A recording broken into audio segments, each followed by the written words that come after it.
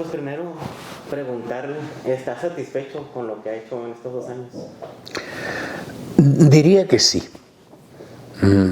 Aunque nunca estás satisfecho porque siempre hay cosas, aproximaciones que no logras tenerlas, que son menores, que anuncian las realizaciones, pero que a veces te quedan pendientes. Pero en general yo estoy contento con lo que hemos hecho. Creo que se corresponde con el esfuerzo que hemos puesto. Entonces, estoy satisfecho. ¿Todo le ha salido conforme estaba planeado? Pues han salido las cosas. No exactamente como las tenemos planeado, porque pues la planeación es una aproximación. Con lo es un presupuesto, los presupuestos igual son eso, son cosas que se piensan van a ocurrir y normalmente no ocurren con exactitud.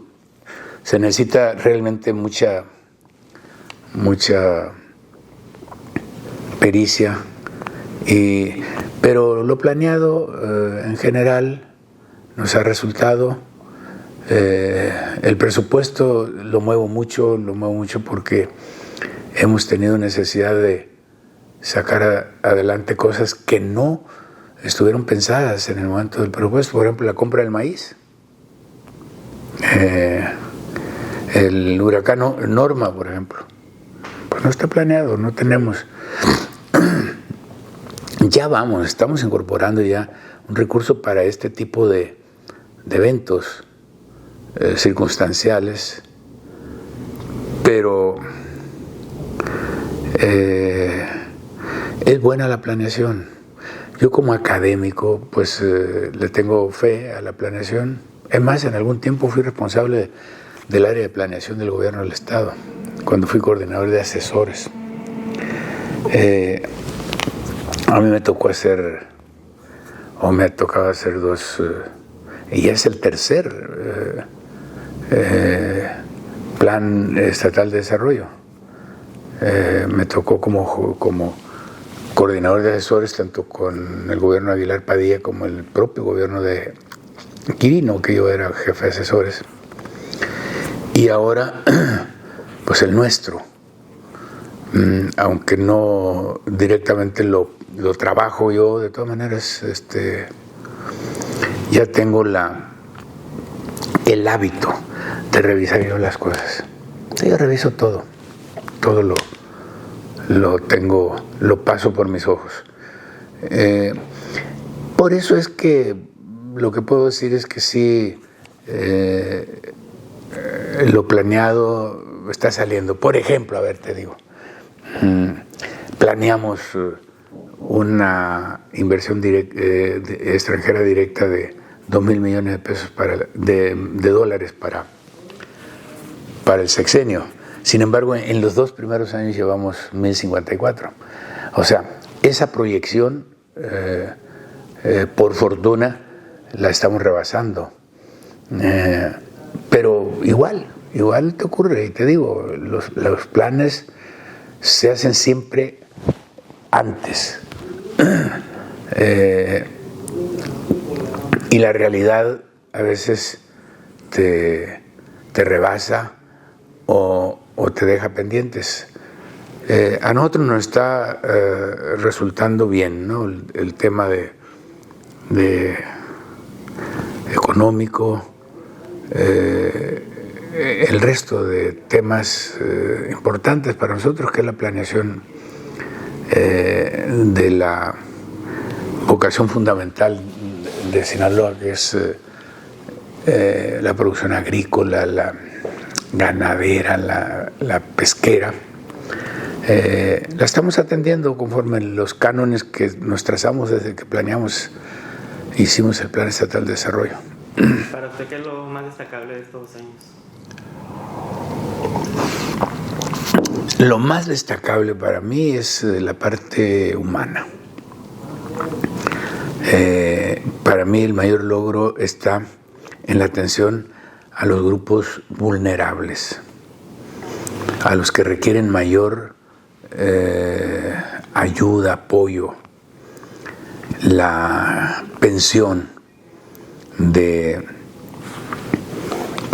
para personas con discapacidad, pues es para mí no solo un esfuerzo económico importante, sino que, por ejemplo, esa pensión se va a llevar pues cerca de los 3,000 millones de pesos en el sexenio,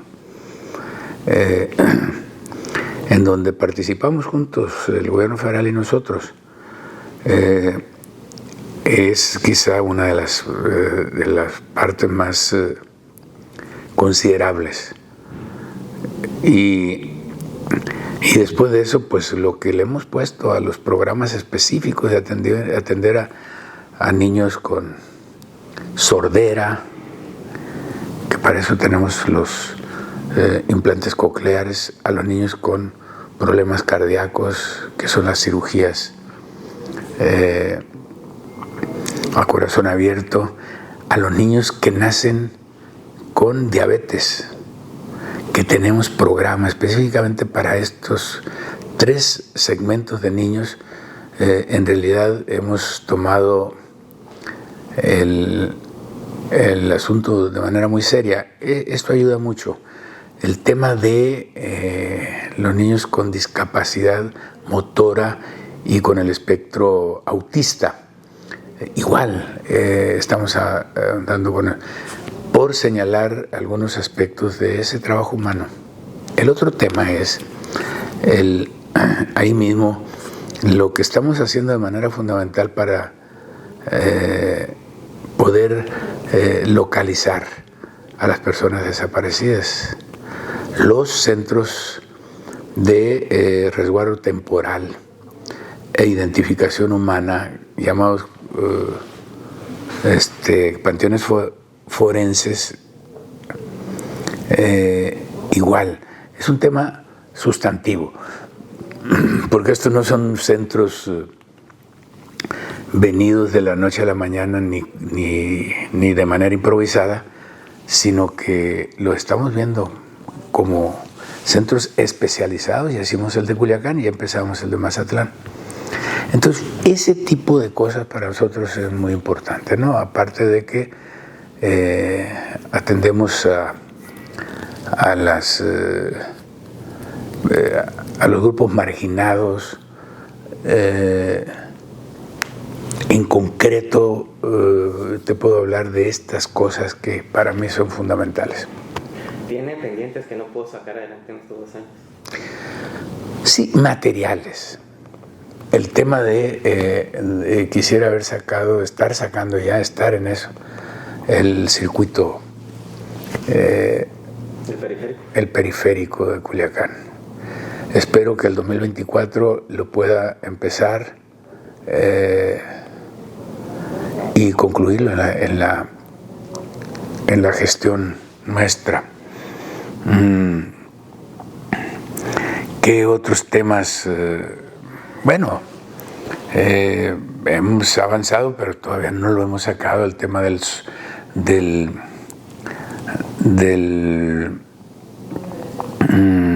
estatus zoosanitario, en el caso de la ganadería. No hemos todavía resuelto a plenitud la comercialización de los granos. Necesitamos, por más esfuerzos que le hemos metido como nunca, recurso propio nuestro. En el caso de la compra del maíz, por ejemplo, ayudamos a comprar, no solamente ayudamos, compramos una parte del frijol del año pasado que no pudieron venderla. Y ese frijol que compramos pues nos sirvió para regalar la semilla a los temporaleros. Pero ese tema de la comercialización en general de granos, pues es un tema inconcluso. Yo quisiera en realidad encontrar la fórmula y le estamos buscando. Lo bueno es que no nos metimos otra vez a la misma tradición de que vamos a ver con cuánto apoya la federación, vamos a ver, no, lo estamos haciendo ya más directamente, luchando con el mercado, contra el mercado, que creo que es lo novedoso de nuestro esquema de comercialización. Por eso nos metimos a comprar directamente nosotros el maíz y conseguí que el gobierno federal, el presidente, nos comprara también. Y esa es una lucha contra los factores del mercado. No lo logramos del todo. Se ha crecido un poco el precio. Todavía estamos en esa lucha. Creo que eso es fundamental para nosotros. El tema de tener certidumbre, de que nuestros productores tengan certidumbre de que van a vender sus cosechas. Entonces, no lo hemos resuelto del todo, pero no quitamos el dedo del renglón ni hemos bajado la guardia. Al contrario, hemos estado enfrentando las circunstancias que se nos presentan y creo que este año, con un rendimiento muy importante, pues le estamos comprando, no terminamos aún, estamos todavía pagando el maíz a todos los pequeñitos, y eso es muy importante porque el parcelero que no vende su maíz, pues no come la familia. Entonces, esos propósitos están saliendo, pero estamos aprendiendo, porque resulta que no camina como yo quisiera, pero le hemos tomado la medida al asunto y camina. Pero son cosas que no se terminan, que no acaban, que necesitan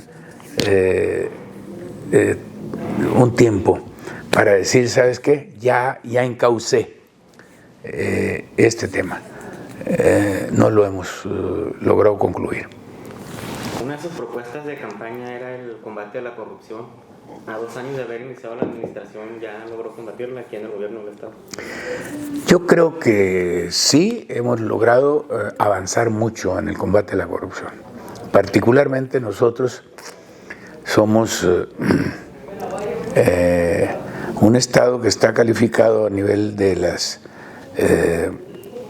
instituciones que revisan, fiscalizan, que auditan a nuestros recursos, o los recursos federales, particularmente los federales y también los estatales. Ya hemos entregado muy buenas cuentas. Nosotros somos un Estado que recibimos de la Federación y del Estado 0 observaciones en materia de auditorías. Y eso sí es muy importante, porque normalmente, aunque sea poco, de todas maneras existen observaciones, con nosotros no existieron. Estamos colocados en el 2º lugar nacional en materia de transparencia. Y ese es un buen logro, y eso habla de cómo estamos poniéndole cuidado, ¿no?, al tema del manejo transparente de los recursos. Ya no hay nada de corrupción en el gobierno. No puedes decir, no puedes ser absoluto ni decir, ¿sabes qué? Llegué como Superman y acabé con la corrupción. Te la vas a encontrar en algunos servicios que todavía hay funcionarios menores que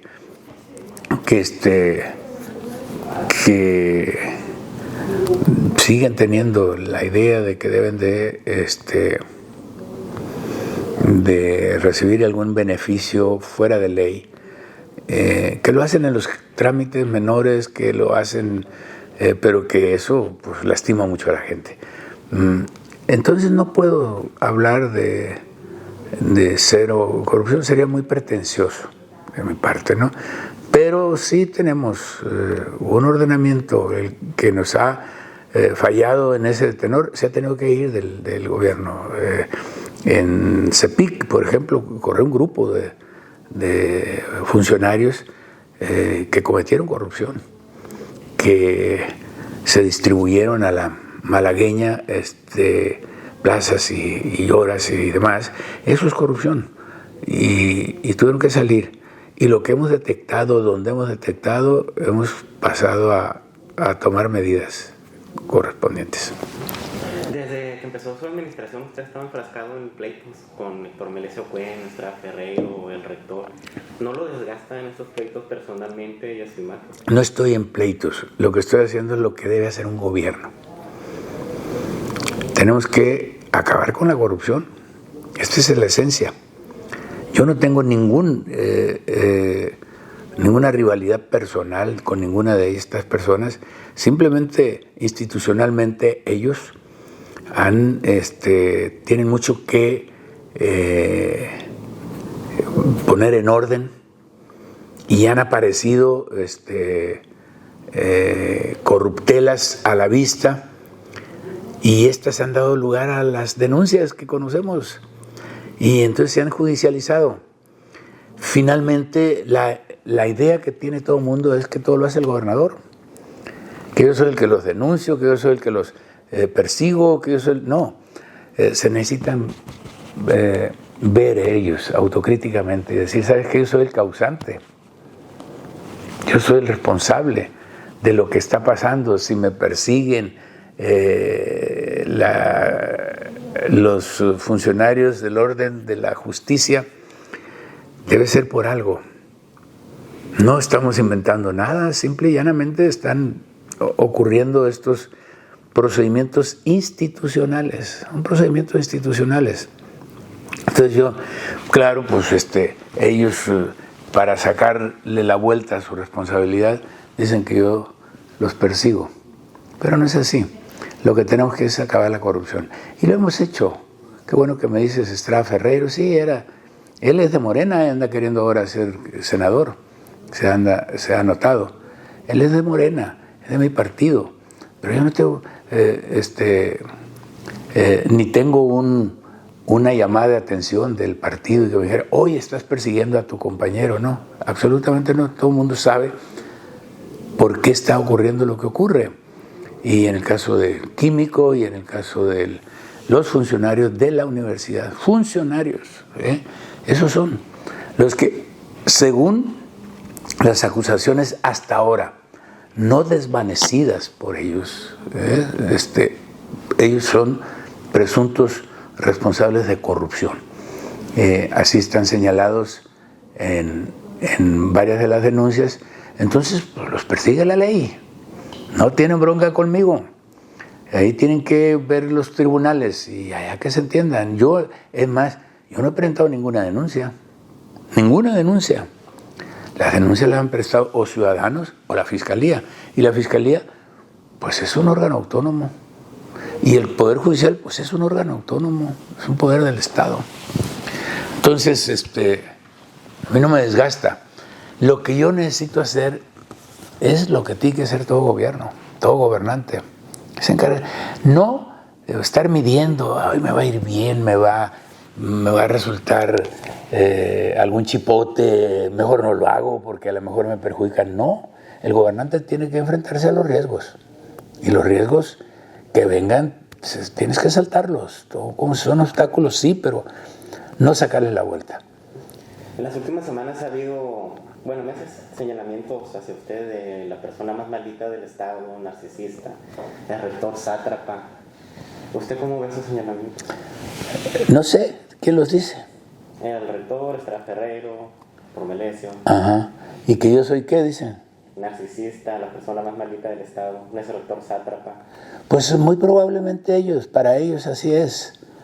Pero ellos, pues, si quieren que yo diga lo contraparte, le digo, pues, presuntos corruptos.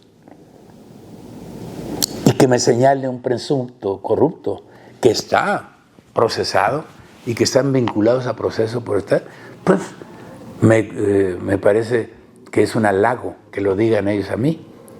Porque ellos son los que finalmente, son los que, según los procesos, pues están señalados de corrupción, y que alguien que comete corrupción me señale de narcisista y de malito y de lo que sea, pues es un halago para mí. Oye, en los últimos meses también ha tenido usted episodios de mal carácter con diversos sectores. ¿Qué le ha pasado ahí? Pues eso ocurre. He tratado de tener de tener cuidado de que no te pasen, pero pues, somos humanos, particularmente con los periodistas. Y ya les he pedido las disculpas que corresponden en su momento, y todavía no sé si pueda venirme algún otro mal momento. En seguridad pública, ¿qué es lo que está pasando? Si comparamos su primer año de gestión de noviembre de 2021 a octubre de 2022 con el segundo periodo, hay un aumento de 12% en la incidencia en general. Muy poquita. Nosotros, mira, yo te voy a decir, nosotros somos el estado número 29 en narcomenudeo. Las adicciones con nosotros no han crecido. Y te pongo el punto más importante. Para mí el más importante es el tema de que no crezcan las adicciones. De 32 estados, nosotros somos el 29. Un estado señalado por el estigma de narcotráfico es, sin embargo, uno de los estados con menos flujo de droga interna, que se llama narcomenudeo. Somos un estado que estamos colocados en el 24 lugar de... eso lo acaban de presentar aquí y se lo presentaban a los periodistas aquí en la Avenida del Presidente. Somos el 24 lugar en incidencia delictiva. 24 de 32. Es muy importante. Somos el estado 13 en homicidios dolosos, cuando era un estado que estaba en el 1, en el 2, en el 3. Somos el estado 13. ¿Esto de los homicidios es por estrategia de gobierno o porque los cárteles están tranquilos ahorita y no hay riñas internas ni entre ellos? Pues esas conclusiones tendrían que sacarlas ustedes, porque finalmente el narcotráfico estaba aquí, las organizaciones de delincuencia han estado toda la vida, no ahora que soy yo gobernador, y tienen comportamientos diferentes y siguen siendo de alguna manera los mismos. No podemos decir, yo creo que a nosotros nos ha funcionado la coordinación entre los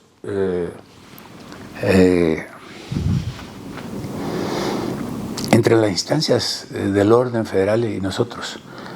Hemos estado aplicados a ese tema, lo estamos revisando día a día.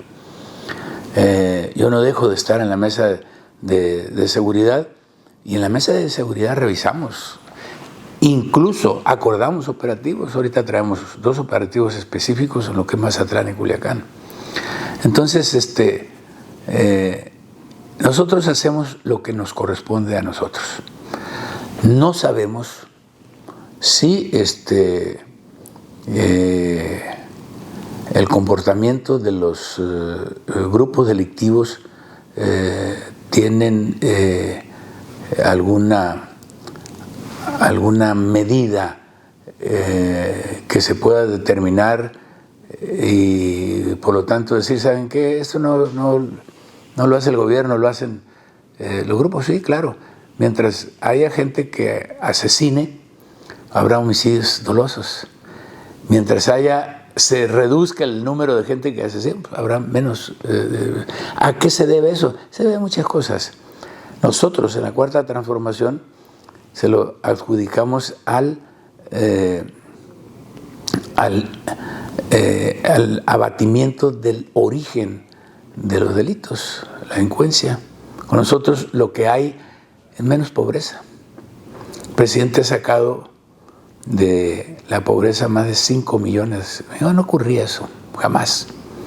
Nosotros en Sinaloa tenemos 160,000, no me acuerdo cuántos son el número de personas que han salido de la pobreza, que somos un estado que no tiene un registro alto de pobreza, no ahora, desde antes. Entonces, hemos mejorado las condiciones de vida de los sinaloenses, y eso abona para que la violencia disminuya.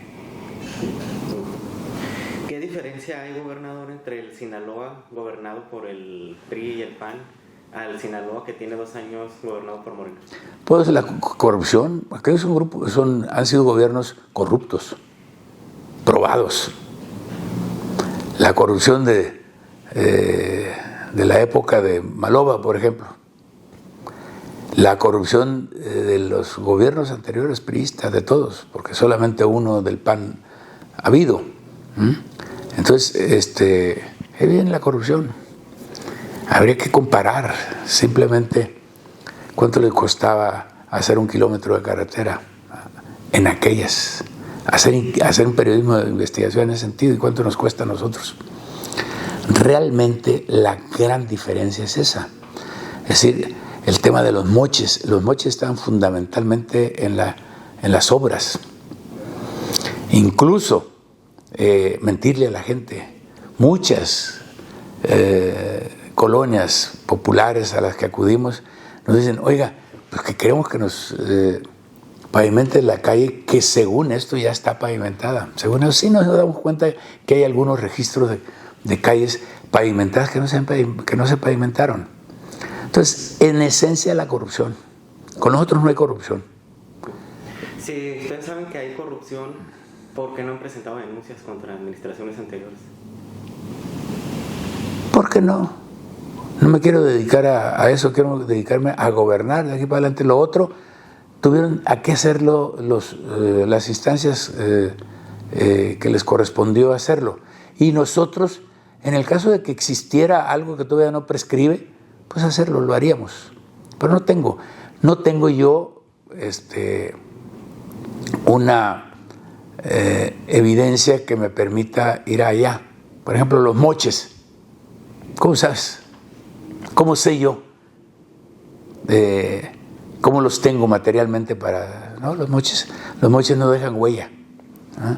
Entonces, eso no es fácil. Y nosotros somos institucionales, no vamos a inventarle a nadie, ni lo vamos a perseguir a nadie por problemas de alguna falta si no tenemos las evidencias.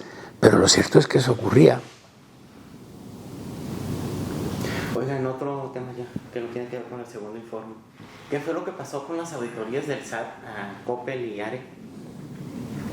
Bueno, lo que pasó es que hicieron esas auditorías y violaron algunos preceptos del convenio de cooperación fiscal. Y entonces el SAT sancionó. Son dos cosas diferentes. Una es la de Coppel. Coppel lo que hizo fue pagar con 3 o 4 días de retraso. Pero pagó. Y por sus 3 o 4 días de retraso se le fincó una multa de 14 millones de pesos. Primero fueron 25 millones de pesos. Pagaron la multa. Ahí no existe daño patrimonial, porque quedó en el gobierno. Lo que ocurre es que lo que hicieron fue tratar de que Coppel se tardara para poder cobrar el gobierno y ese dinero se le adjudicara por parte del SAT al propio gobierno. Y entonces se gastó aquí, pero como se generó el impuesto aquí, quedó en Sinaloa, por lo tanto no se considera que haya habido daño patrimonial. El otro es el grupo ARE. Ahí sí es un problema de daño patrimonial porque por la vía virtual inventan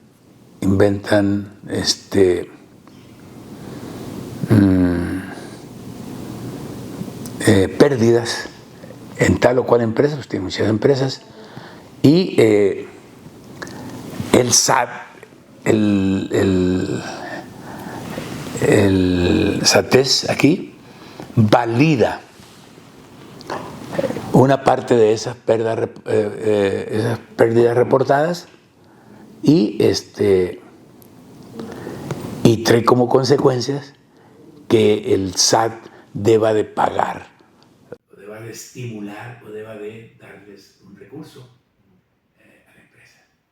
Entonces, esas las fabricaron para que perdiera el SAT de frente a una empresa. Y ese recurso tiene un efecto nacional. Que debió haberse recuperado, no se recupera y no puede el SAT repartir proporcionalmente al país, no solamente aquí. Es decir, ¿cuánto te quedó aquí o cuánto le quedó al gobierno de aquí? Pues le quedaron 600 millones de pesos. Si el reporte hubiera sido adecuado de acuerdo con una buena auditoría, ese recurso lo tiene el SAT y lo reparte en el país. Por lo tanto, ahí es donde se habla de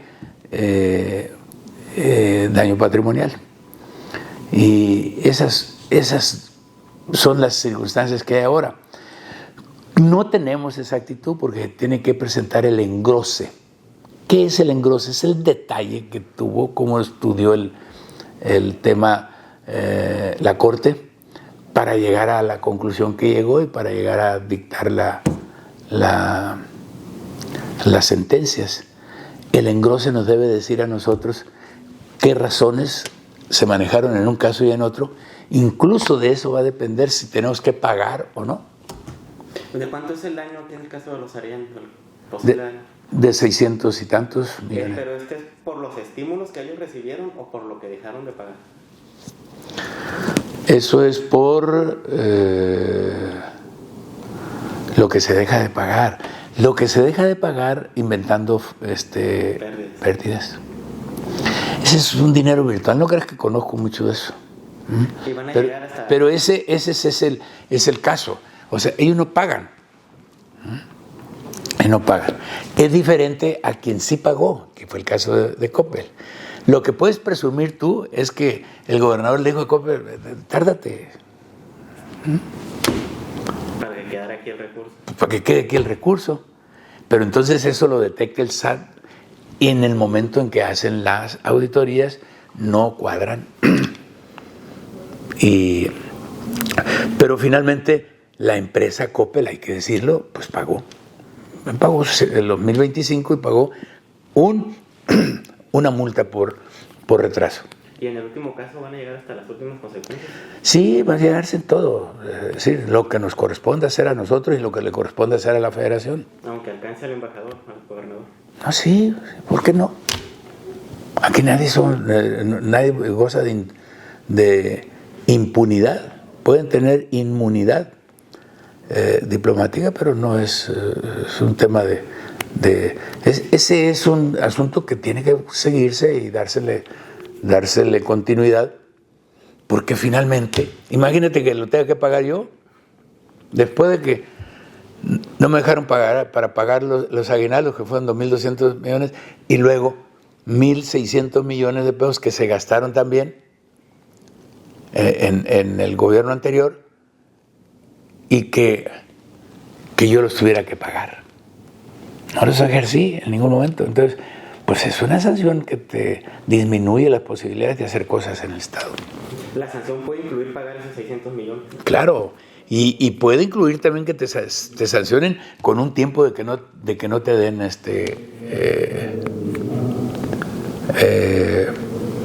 cuentas a cobrar.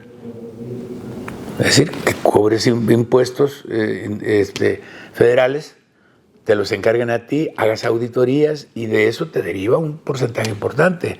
O sea, al año puedes recaudar 1.800 millones de pesos de eso. Imagínate, si nos llegan a sancionar con 6 millones, con 6 meses, pues ya tienes 900 millones menos que no recaudaste. Entonces, no tenemos claro, nosotros creíamos que en efecto podíamos conseguir que no pagáramos, pero no tenemos claro, porque si el gasto está registrado en la tesorería de la nación, de la federación, pues no tienes vuelta, tendrás que buscar maneras de cómo lo pagas, dame plazo, ayúdame a cobrar más. Si me ayudas a cobrar 1,000 millones, ayúdame a cobrar 1,500 y los 500 pues te los voy a ahorrar, te los voy abonando. Esa es una posibilidad. Si nos quiere ayudar la Federación. Pero eso depende de una determinación de los propios órganos federales.